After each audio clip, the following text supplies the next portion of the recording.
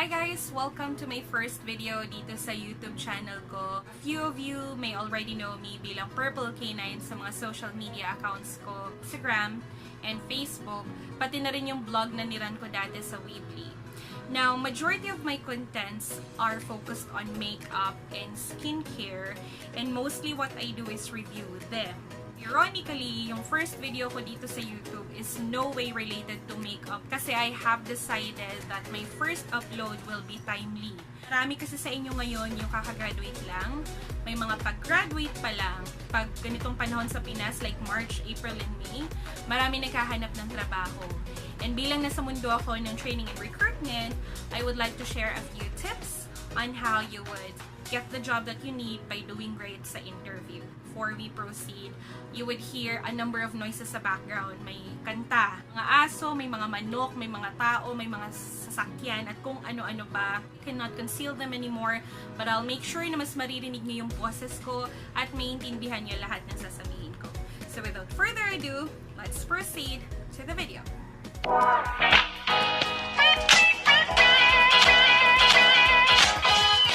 Okay, so meron akong notebook dito sa harap ko bilang kodigo just to make sure na organize yung tips na i-share ko sa inyo. On to the first tip. Make a good impression. Now, yung line of first impressions last, it's mostly true when it comes to sourcing and recruitment. Kasi imagine, ilang beses mo lang ba makakasalamuha yung hiring manager ng kumpanyang pinag-a-applyan mo or yung interviewer? It's either once or twice lang. Now, dun sa two occurrences na nagtagpo kayo, you have to make sure that you left a very good impression. Now, ang thinking mo kasi dapat ganito, marami kang kalaban. At ang lagi mong goal is mag-stand out. Yung laging maaalala ka kung sino man yung interviewer na nakasalamuha mo. Now, in leaving a good impression, there are two things that you need to remember. Pinakauna na dyan is time. If you have a scheduled interview or if you have a scheduled exam, you have to make sure na hindi ka malilate.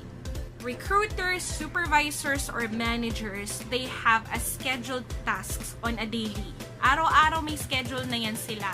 Buo na yan. At naglaan sila ng oras para sa'yo.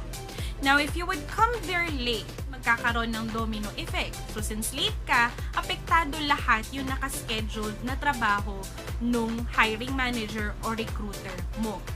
So, what I suggest is you be there on the site or sa building 10 to 20 minutes or actually 10 to 30 minutes before your scheduled exam or interview. In that way kasi, meron ka pang enough time para mag-log ng details mo sa front desk. Most of the time, nasa ground floor sila. Madalas pa dito sa mga building sa Pilipinas, pati sa elevator, nagkakaroon ng traffic.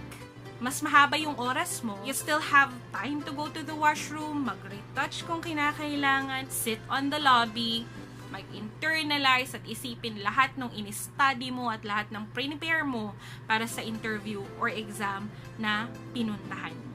Now, second thing that you need to remember in leaving a good impression is a well-written and neat resume. Now, dun sa well-written resume, I may do a separate video teaching you how to do a one-page resume for the freshers. Ngayon, mag-focus tayo dun sa neat resume. Kasi unfortunately, until now, may mga tao, especially the boys, may mga applicants na nagsasubmit ng wrinkled resume. Kasi yung mga boys ayaw magdala ng envelope, ayaw magdala ng folder. Ang ginagawa ni Yuyupe yung resume at nilalagay sa may puwetan.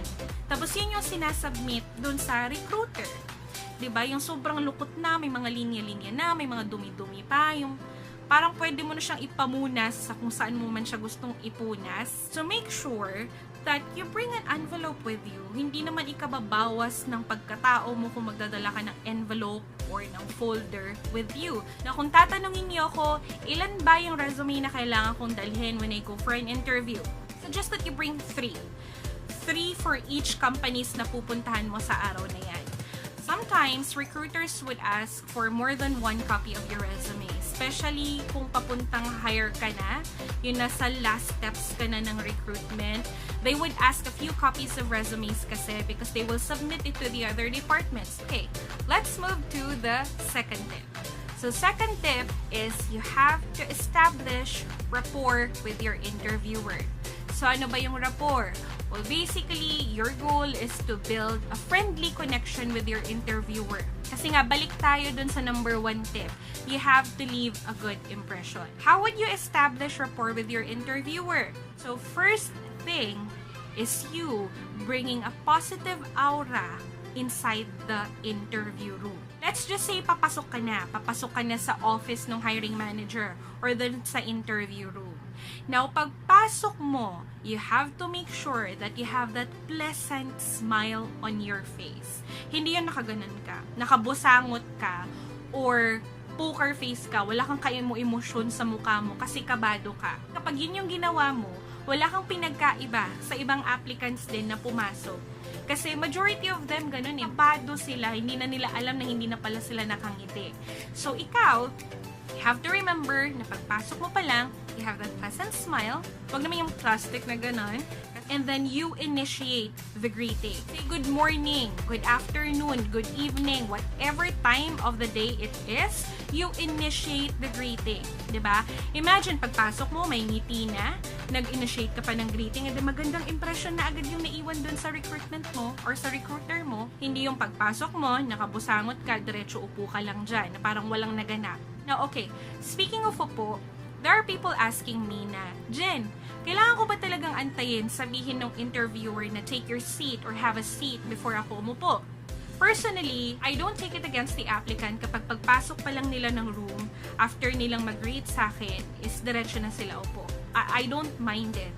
Because for me, it's bound to happen that way. Diba, pinatawag niyo siya for an interview, alangan namang interviewin mo siyang nakatayo, diba? Talagang nakaupo yan. So, para sa akin, wala lang yun kapag pagpasok, after niya mag-greet. So long as nag-greet siya, hindi yung parang hindi ako nag-exist, okay lang sa akin yun.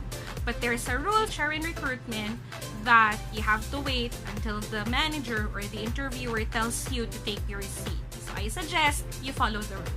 Now, the second tip that you need to remember is this. During introduction, make sure that you offer a firm handshake. So when I say firm handshake, you have to make sure na yung ganito mo, I don't know what is this called, pero i-google ko yan. Yung ganyan mo at yung ganito ng ka-shake hands mo dapat nagsalubong. Dapat nag-abot siya. Okay? Hindi yung parang nakaganyan lang, yung orte-orte lang na ganyan. No. So dapat salubong itong dalawa nakaganyan, medyo may higpit. 1 or 2 na ganun would be enough. Wag yung ganun. Now, let's move to the third tip. So, let's just say, tapos na kayo sa introduction phase. So, nandun na tayo sa interview proper. Now, the third tip is, never ever apologize for being nervous. Normal lang nakabahan ka sa mga bagay na bago sa'yo. Even I still get nervous if I have to face new clients or kung kailangan kong humarap sa mga mas matataas sa akin at marami silang tanong sa akin, kinakabahan pa rin ako. Now, saying sorry for something that's normal and for something that's not wrong at all, para siyang minus points sa confidence and assertiveness mo. At hindi magandang trait yung ganon sa isang corporate world na nagsusorry ka agad-agad for something na normal naman. At nagsusorry ka na wala ka namang kasalanan. If makakatulong sa yung sabihin sa recruiter mo na ninenervyos ka, then go ahead, say it. I'm a little nervous right now, but let's just do this. Just don't say sorry. Okay, move na tayo sa fourth tip. So, ang fourth tip ko is, do not speak negatively about yourself. Now, during an interview, you are basically selling yourself.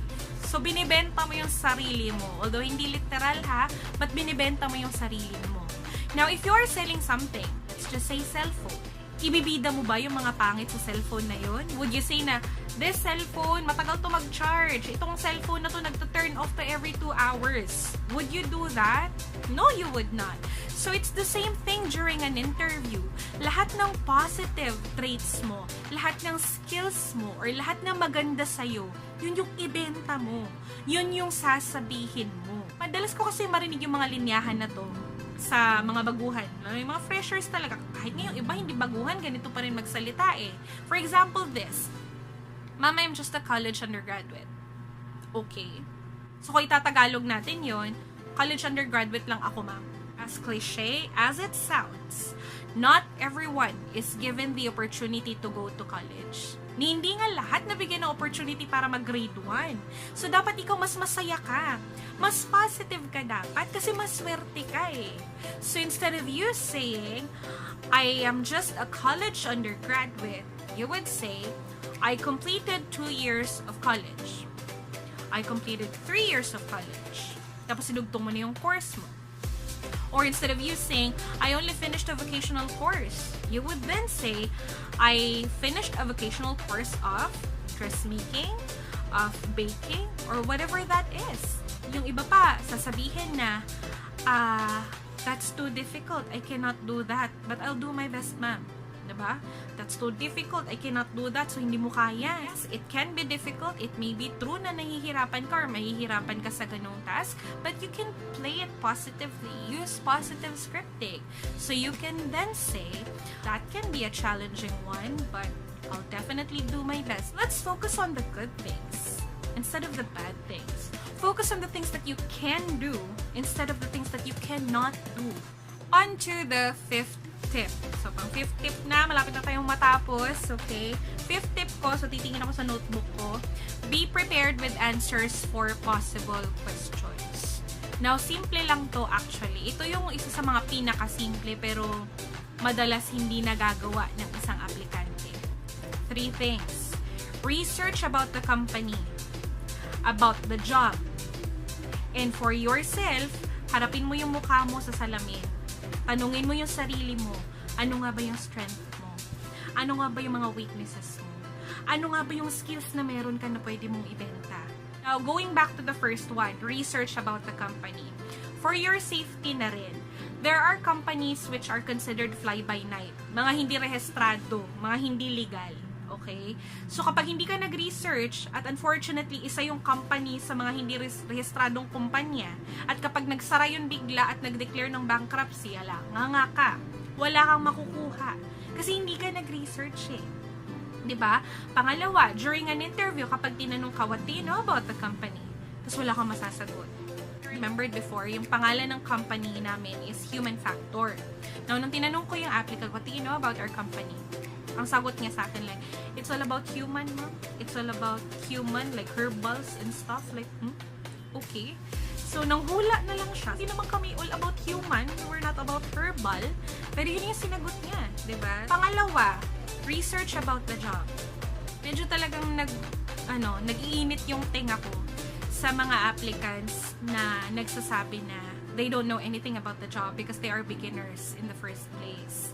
Let's just say, ako yung mag-a-apply ngayon sa'yo. Nag-a-apply ako bilang janitress. Tapos tinanong niyo ako, like, Jen, anong alam mo sa pagja-janitor? And then my answer is, Ma'am, wala pong alam, first time ko po kasi pero willing akong matuto. Like, would you hire me? Mag-hire ka ba ng someone na walang alam sa trabahong ina-applyan niya? Sa dinami-dami ng aplikante, bakit pa kita i-hire na wala kang kaalam-alam? Diba, ititrain pa kita ng kabunggahan. Tuturuan pa kita. Diba? So, dun na ako sa someone na at least kahit wala siyang experience, nag-research siya, may idea na siya sa trabaho na papasukin niya. So, am I making myself clear here? Ang tapang kung dami kong pinaglalaban. 6th tip na tayo. So, my 6th tip is, check your social media accounts. Check your Facebook, your Twitter, your Instagram, your Snapchat, whatever that is. Part of the background check ng company. Understand, it's your personal account. And whatever you want to post there, you have all the right to do so. Pero kasi, kung ano yung mga pinagpo-post mo sa social media accounts mo, pwede kang ma-judge, unfortunately. Now, let's just say, pag-check ng company, ang nakikita nila dun sa social media account mo is mga punong-puno ng picture na lagi nakikita. May hawak kang beer, may hawak kang yosi. Yung mga post mo punong-puno ng pagmumura at mga reklamo sa mundo. You will be judged. Pwede nilang isipin na napaka-nega mong tao, napaka-pangit ng ugali mo, pangit yung characteristic mo in general, maaring hindi totoo yun. Pwedeng ganun ka lang talaga mag-post, pero ma-judge ka talaga, unfortunately. I suggest that you set all your social media accounts on private mode para wala nang makita kapag nag-background check. So, doon na tayo sa pinaka-last tip ko. That is, be visually impressive. Dati, nung baguhan pa lang ako nagtitrain, I came across this pie graph. Gawa siya ni Albert Merabian. Ang natutunan ko is he's a psychology professor na nag-study about language, and he stressed out the importance of visual communication or non-verbal communication, so to say. Now, kung suswertehin ako sa pag-i-edit at marunong na ako, i-insert ko dito yung pie graph. Looking at it, mas mataas yung role ng visual communication. Ibig sabihin, kahit gaano ka kagaling magsalita, kapag fail ka when it comes to non-verbal or visual communication, kakaroon talaga ng communication gap. Say you're in a jeepney. I normally use this sa classical. You're in a jeepney, and then antok-antok ka kasi papuntang office ka na. And then, huminto yung jeep, may sumakay na lalaki. Now, that guy who just came in has red eyes, a little dirty clothes, tapos tattered jeans. Majority of the passengers, may nabubuo ng konsepto sa utak nila na ano, alam ko yung sagot nyo, yun, addict yan. Diba? Addict yan, kawatan yan, durukot yan, or what else. Automatic reaction natin, lalo na yung mga babae, kapag may bag sa harap, yan na, higpit na yung hawak mo, diba? Now, your journey continues. And then, huminto ulit yung jeep, sasakay. Now, the guy who came in, casual clothes, mabango, pero casual lang. Naka-t-shirt, naka-jeans, malinis siya. What are the usual reactions we get? Wala lang, diba? Parang urong-urong ka lang na ganun para makaupo din yung isang pasaherong kasasakay lang. At the end of the day pala, yung pinagdududahan nating addict, kawatan, yun pala isa siyang construction worker na nagpuyat po, nag-overtime, o kung ano man, yung isa naman na casual lang, yun na pala yung kawatan. So, what does this tell you? We are visually judgmental people. Hindi natin kasalanan yun. Hindi naman mali yun eh. Kasi, naging ganyan tayo based on our experiences. What am I trying to say here in an interview? Have to dress well. Now, okay, for guys tayo, when it comes to your top, as long as it has a collar, okay lang yan. So, polo shirt will do. Polo is better. At yung mga colors, wag naman yung striking colors. Mag-stick tayo sa neutral tones. And then, when it comes to your bottoms, tattered jeans. Okay, both girls and guys, utang na loob, wag naman mag-tattered jeans. But, you know, if you're applying for a very high position or other sobrang corporate na position, wag ka nang may jeans. Diba? You wear slacks. And then, for shoes, black shoes. Kung hindi black shoes, yung other somehow formal tingnan na shoes, pero hindi running shoes. For the ladies naman, again, something with collar. Kung wala mang collar, at least formal siya tingnan. Then you have your blazer. Yung mga revealing na kita yung cleavage na parang nadidistract na yung interviewer kasi iba yung nakikita. For your bottoms, you can wear skirts. That's okay as long as, again, hindi siya napaka-ikling skirt. A little above the knee will do, pero below the knee is better. You can wear jeans, again, kung hindi naman sobrang corporate yung profile na papasukin mo. For shoes, high-heeled yung suggested, but it became a norm na rin sa Philippines na okay lang mag-flat shoes. You know, there are formal-looking flat shoes, but closed lang yung shoes nyo. So again, be visually impressive, guys, kasi napaka-powerful ng mata. Dapat attractive ka rin tingnan. Okay, so to wrap this video up, ganito na lang yung isipin nyo. Para dun sa mga kinakabahan, natatakot, na-intimidate sa mga interviewers, mga recruiters, lagi nyong iisipin na hindi sila nag-e-exist para maging fault finder. Yung sadyaing maghanap ng mali at sadyaing ibagsak ka. So, huwag kayong matakot. Although, medyo stricto sila, marami silang tanong. Oo, kasi yung trabaho nila eh. They have to make sure that they get the right people. Pero kahit medyo stricto yan, at the back of their minds, they are wishing na sana kayanin mo, sana magaling ka, para ma-hire ka na. In that way, mas mababawasan yung trabaho nila. And at the end of the day, you just have to believe in yourself. As long as may tiwala ka naman sa sarili mo, at as long as pinaghandaan mo yung mga papasukin mo, mataas yung tsansang makukuha mo yung trabahong gusto mo. If you want to see more videos like this, you just click the subscribe button and hit the notification bell para ma-notify ka every time may bago akong uploads. Pero guys, disclaimer, hindi ganito yung focus ng content ko. I'm still more on the beauty-related stuff, pero every now and then, I will be uploading videos like this. Maraming salamat sa panonood, and I wish you all the best. Bye!